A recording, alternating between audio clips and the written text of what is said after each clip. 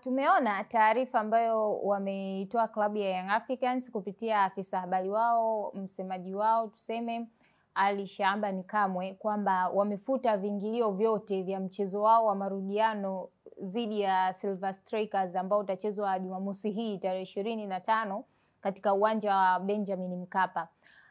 Ni taarifa ambayo mimi naweza nikasema ni taarifa ya hovyo ambao Young Africans wameitoa. Yaani katika taarifa za hovyo ambazo klabu ya Yanga imeshawahi kutoa, basi hii taarifa ya kufuta viingilio kuelekea mchezo huo, na wakati awali walikuwa washatambulisha hivyo viingilio kwamba mzunguko utakuwa 5,000, machungwa sijui 10,000 na hivyo vingine, baada ya mashabiki au baada ya wale wazee wa klabu ya Yanga kulalamika na kutaka huo mchezo uwe bure, nao klabu ya Young Africans wamejitokeza hadharani na kusema au na kutoa taarifa ya kusema kuwa wamefuta viingilio ambavyo vitatumika kwenye huo mchezo. Kwa hiyo mchezo utakuwa ni bure, mchezo utakuwa ni fungulia mbwa. Yoyote anayehitaji kwenye huo mchezo, yoyote anayetamani kuingia kwenye huo mchezo, basi anaalikwa kufika uwanjani.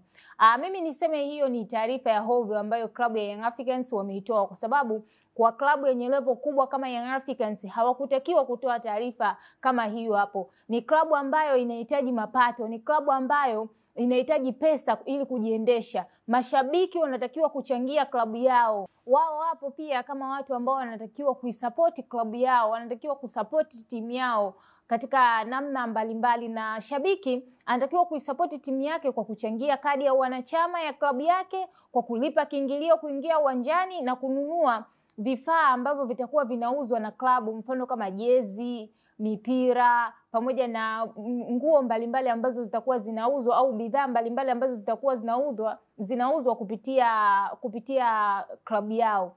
Kitendo cha Young Africans kufuta viingilio ni kitendo cha hovyo. Kwanza inashusha brandi ya klabu ya Yanga na inaonyesha kwamba Yanga wana uoga kuelekea mchezo wa Jumamosi. Mimi niseme tu, mchezo wa Jumamosi wa Yanga si mchezo mgumu wala si mchezo ambao utaenda kuwa ni tough sana kwa klabu yao, au niseme kwamba si mchezo ambao wao wanashindwa kufanya lolote.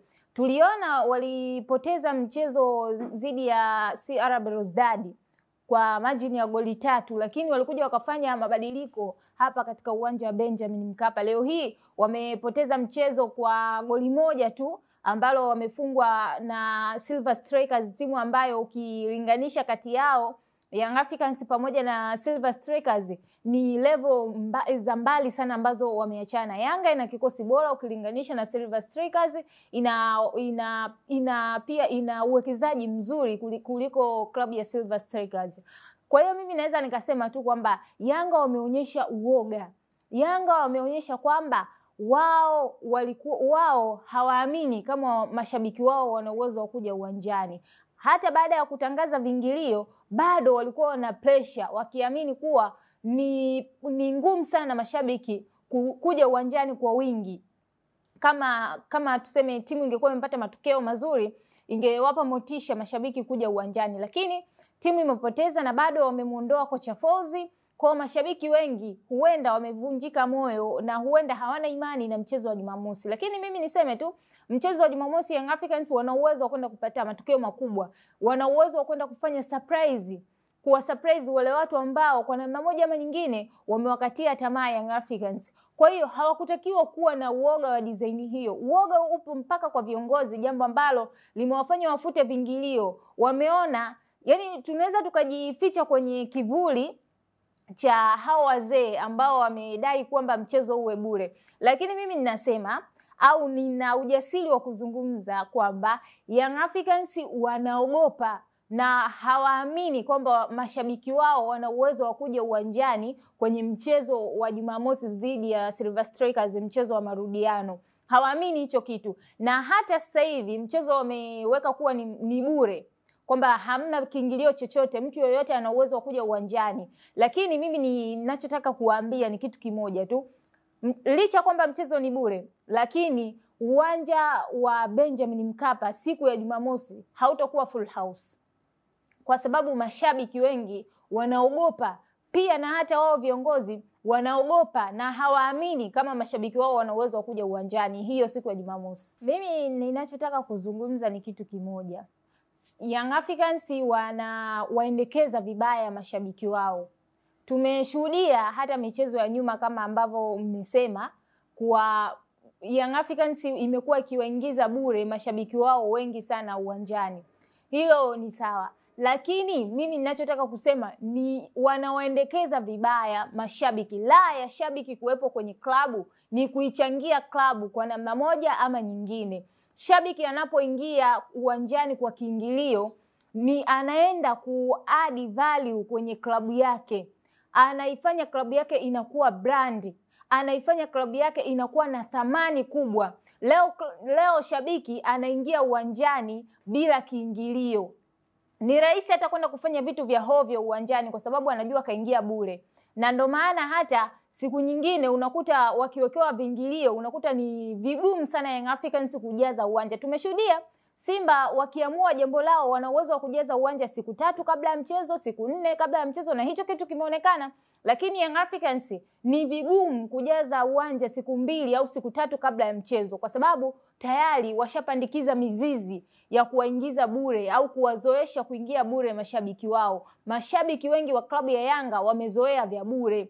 Na ndio maana hata baada ya viingilio kutangazwa na wao wameona kwamba ni mchezo muhimu, wengi wao wamejitokeza wanaomba mchezo uwe bure. Na kikawaida raha ya shabiki au umuhimu wa shabiki kuwepo katika klabu fulani au katika klabu husika ni kuichangia klabu yake katika namna moja ama nyingine.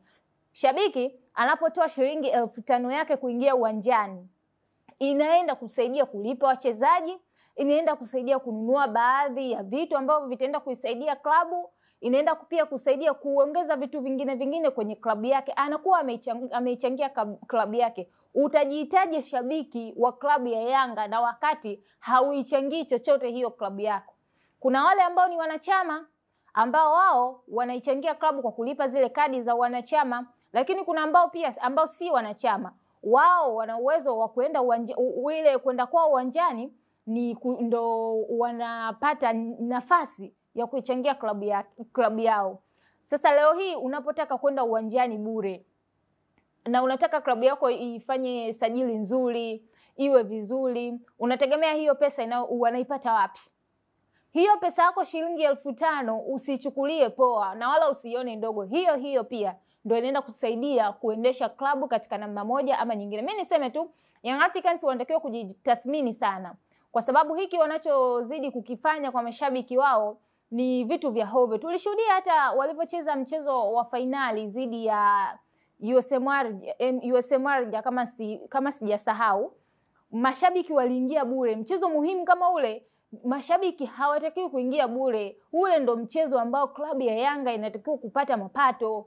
Michezo kama hii ya kimataifa, mchezo wa Jumamosi dhidi ya Silver Strikers ni michezo muhimu ambayo mashabiki wanatakiwa kuingia uwanjani kwa viingilio. Ni michezo muhimu ambayo klabu inatakiwa kujipatia mapato kwa sababu michezo mikubwa kama hiyo au michezo muhimu kama hiyo ndo unakuta mashabiki wengi wanaingia uwanjani. Mimi niseme tu hiki kitu ambacho wanakifanya Yanga ndo ambacho baadaye kinakuja kuwaumiza hata wanapokuja kutoa viingilio vya game zinazofuata. Unakuta mashabiki hawaingii uwanjani. Mechi unakuta inachezwa ina mashabiki wanahesabika uwanjani kwa sababu wengi washazoea vya bure, wengi wameshazoea ile kitonga mteremko. Sasa kwa klabu kubwa kama Yanga ingekuwa ni Dodoma Jiji au Pamba Jiji ni sawa. Lakini kwa klabu kubwa kama Yanga, klabu yenye level kubwa, klabu yenye thamani kubwa, klabu ambayo inazungumziwa ndani ya Afrika hata nje ya Afrika, yani ni kitu cha hovyo sana kuingiza mashabiki bure siku ya Jumamosi. Usisahau kusubscribe, kulike, kucomment na kushare ili uwe wa kwanza kupata taarifa zetu.